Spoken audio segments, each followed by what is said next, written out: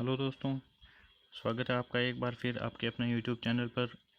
आज इस वीडियो में हम रीट से जुड़े जितने भी डाउटफुल क्वेश्चन हैं उनके बारे में चर्चा करेंगे और उनके जो ऑथेंटिक आंसर हैं जो माध्यमिक शिक्षा बोर्ड की बुक्स में दिए हुए हैं उनको हम प्रूफ के साथ चर्चा करेंगे। उनके प्रूफ में इस वीडियो में दिखाऊंगा कि किस प्रश्न का माध्यमिक शिक्षा बोर्ड या एनसीईआरटी की बुक में क्या उत्तर है। तो इसको देखने के लिए वीडियो के एंड तक ज़रूर बने रहें और यदि आप चैनल पर नए हैं तो चैनल को सब्सक्राइब करना ना भूलें। और इसके साथ ही दोस्तों, रीट से संबंधित कोई भी अपडेट होगी तो आपको इस चैनल पर एकदम सटीक रूप से दी जाएगी।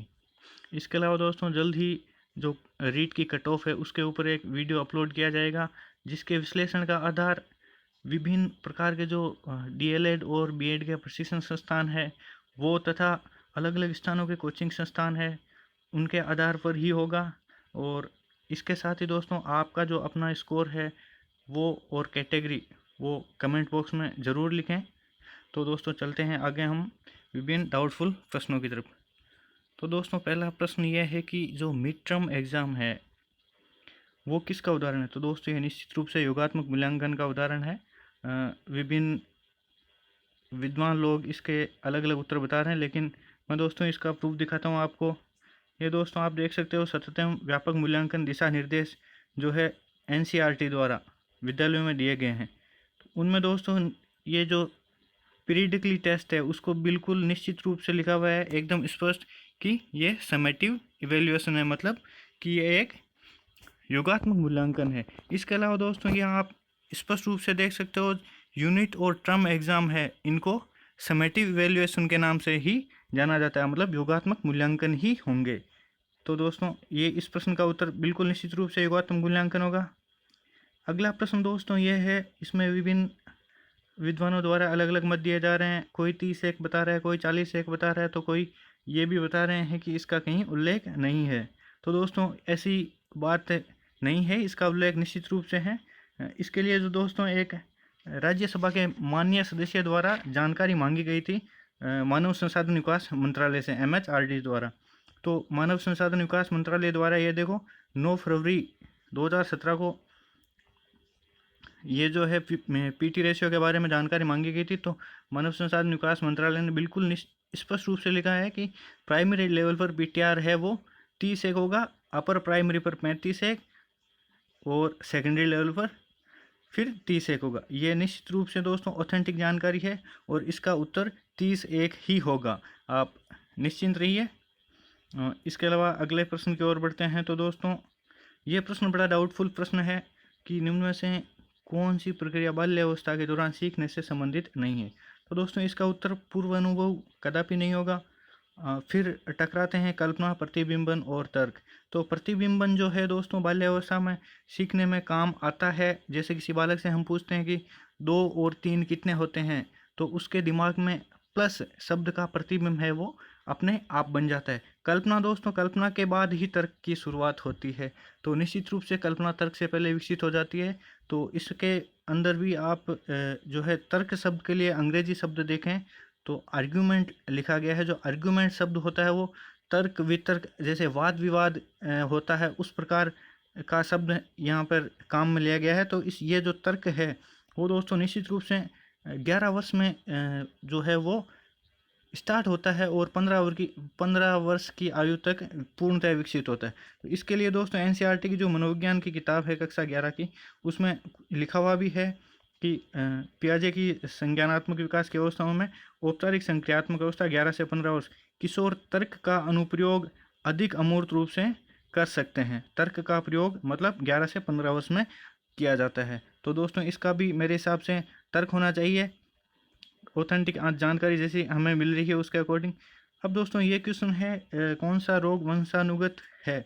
तो दोस्तों इसमें विभिन्न विद्वान लोग बता रहे हैं कि ये ADHD भी है, पार्किंसंस भी है और कुछ चांस में HIV भी किसी को हो सकता है। तो दोस्तों ऐसा है कि इसका स्पष्ट आंसर फिनाइल कीटोन्यूरिया ही होगा, क्योंकि ADHD और जो पार्किंसन ये जो रोग हैं ये कुछ केसेज में 5 या 10% आनुवंशिक हो सकते हैं, लेकिन फिनाइल कीटोन्यूरिया 100% वंशानुगत ही होता है, इसके अलावा इस रोग का कोई कारण नहीं हो सकता। इसके लिए आप दोस्तों ऑथेंटिक जानकारी देखना है तो जीव विज्ञान बायोलॉजी की जो बुक है कक्षा 12 की, वो आप देख सकते हो, एनसीईआरटी की बुक है ये।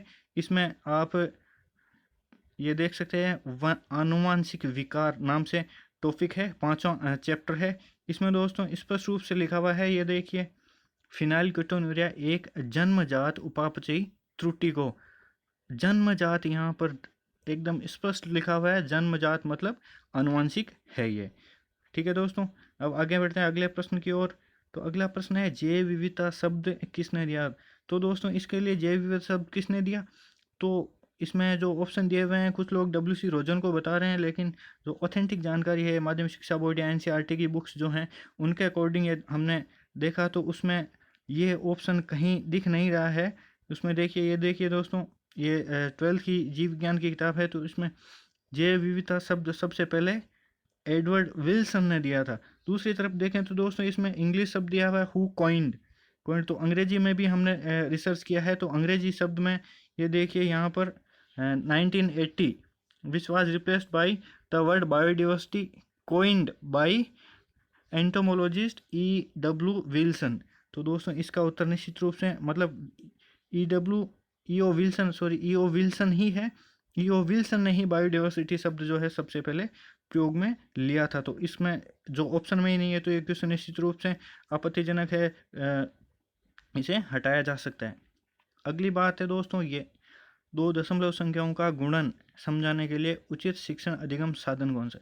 निश्चित रूप से ग्राफ पेपर ही होगा दोस्तों। एक तो ये 7 जुलाई 2019 को सीटेट के एग्जाम में ये क्वेश्चन पूछा गया है, जिसमें इन संख्याओं में थोड़ा बदलाव किया गया था और एज इट इज़ ये क्वेश्चन पूछा गया था, तो उसमें ग्राफ पेपर उत्तर माना गया था। इसके अलावा आप जो है एनसीईआरटी की कक्षा 7 की जो गणित की पाठ्य पुस्तक है उसमें आप देख सकते हैं, ये जो है दशमलव संख्याओं का गुणन, इसके लिए ग्राफ पेपर काम में लिया जा रहा है। और ये प्रश्न है वो एज इट इज थोड़ी संख्या में बदलाव करके इस बुक में दिया हुआ है। आप नीचे इसी बुक में आप इस प्रश्न को भी देख सकते हैं आगे के पृष्ठों में, जो मैं वीडियो के एंड में ज़रूर दिखाऊंगा। तो अगला प्रश्न है दोस्तों, इसे बहुत ही विवादित प्रश्न ज़बरदस्ती बना दिया गया है, लेकिन ये कोई विवादित प्रश्न नहीं है। 2 अंकों की सबसे बड़ी व सबसे छोटी संख्या, यहाँ पर कुछ मित्रों ने जो है वो 2 अंकों की सबसे बड़ी संख्या 97 तथा सबसे छोटी संख्या 2, इनका अंतर निकाल लिया है, जो पूर्णतः गलत है।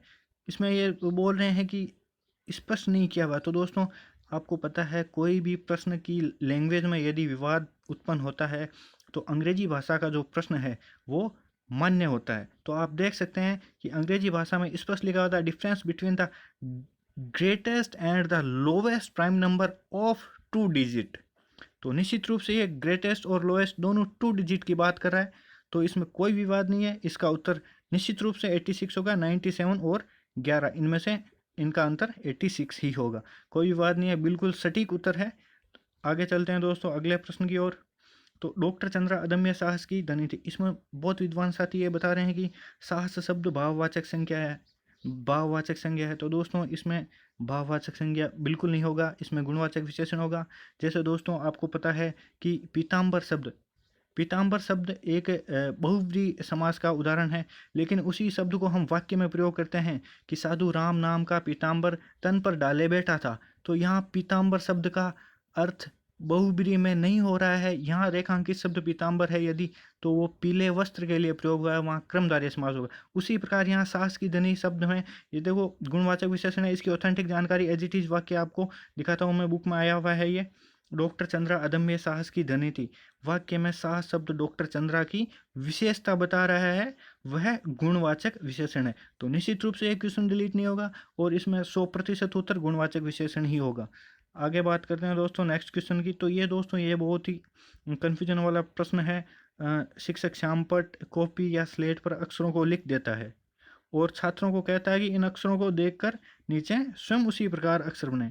तो ये विधि कुछ विद्वान साथी अनुकरण बता रहे हैं, कुछ जैक्टोट बता रहे हैं। तो हमारे रिसोर्स के अनुसार, हमारे रिसर्च के अनुसार इसमें जैक्टोट विधि जो है वो अधिक उपयुक्त लग रही है। इसका प्रूफ मैं आपको दिखा रहा हूँ। B.Ed BSTC कॉलेजेस में ये बुक चलती है। ये देखिए, एक तो स्वयं शब्द काम में लिया गया है। तो इसमें देखिए दोस्तों क्या है कि जैकटॉट विधि के अंदर क्या होता है कि स्वयं संशोधन करता है बालक, और अपने जो प्रश्न में जो सेंटेंस आया था वो नीचे वाला है, अध्यापक लिख कर देता है, बालक अनुकरण करके एक एक शब्द को लिखता है। एज इट इज ये सेंटेंस आया हुआ है प्रश्न में, यह जैकटॉट का उदाहरण है। दूसरी ओर हम बात करें, ये हिंदी भाषा शिक्षण की जो है बीएड और बीएसटीसी कॉलेजेस में चलने वाली एक ऑथेंटिक बुक है, उसका प्रूफ है। अनुकरण को दोस्तों सुनो और कहो विधि भी कहते हैं। तो इसमें जो है मेरे हिसाब से जो ऑथेंटिक जानकारी मिली है उसके अकॉर्डिंग जैकटॉट विधि इसका उत्तर हो रहा है। दूसरी बात करें, अगला प्रश्न हिंदी का ही है। हिंदी भाषा में वाक्य के मनुष्य अंग होते हैं। तो दोस्तों कुछ विद्वान साथी इसमें मनुष्य को मुख्य मानकर जो है वो दो उत्तर बता रहे हैं। तो दोस्तों मनुष्य अंग नाम की तो हिंदी भाषा में कोई चीज़ वाक्य में होती नहीं है, और मानने का अपने को अधिकार नहीं है, मानने का किसी को अधिकार नहीं है। माध्यमिक शिक्षा बोर्ड ने जो लिखा है वही मानना है, इसके अलावा हम कुछ नहीं मान सकते। तो मनुष्य अंग नाम की कोई चीज़ नहीं होती। ये प्रश्न आपके सही है या नहीं है ये कोई मायने नहीं रखता, ये प्रश्न निश्चित रूप से डिलीट ही होगा।